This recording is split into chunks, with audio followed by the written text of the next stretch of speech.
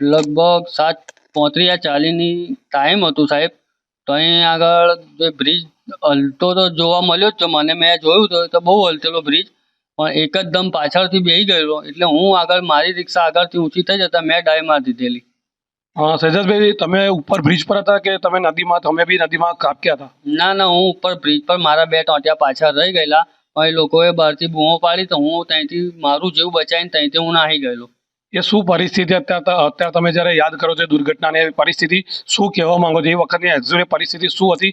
સાથે તમારી જોડે બીજા અન્ય કેટલા સાધનો હતા સાહેબ? પાછળ તો સાહેબ બધા બહુ સાધનો હતા, એ મેં જોયું નહીં. પણ જે પરિસ્થિતિ હતી એ બહુ જ ખોટી હતી ત્યાં આગળ.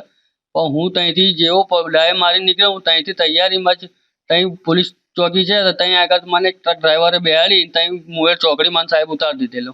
શરીફ ખાન ભાઈ, તમારી રિક્ષામાં બીજા કેટલા પેસેન્જર હતા? એમની અંદર શું પરિસ્થિતિ? 2 પેસેન્જર હતા પણ સાહેબ. એ એકદમ આવું દુર્ઘટનામાં પાછળ રિક્ષા ઊંચી થઈ ગઈ એટલે મારું કંઈ એમને બચાવવાનું ચાન્સ ના રહ્યું. મેં જેવી રિક્ષા મારી ઉપર છાતી પર આવી ગઈ એટલે મેં આગળ ડાય મારી દીધી હતી. શું માનો છો, જીવ બચ્યો છે એમાં? તમે જોવો છો કે 21 જેટલા લોકોએ નિર્દોષ જીવ ગુમાવ્યો, જ્યારે તમે એક એવા નસીબદાર છો કે તમારો આબાદ બચાવ થયો. એ બાબતે શું કહેવા માંગો છો? મારું જીવ બચાવીને હું નાઠો તો મારું મન જ જાણે છે કે હું કેવી તરહ નાઠી દોડીને ગતો રહ્યો.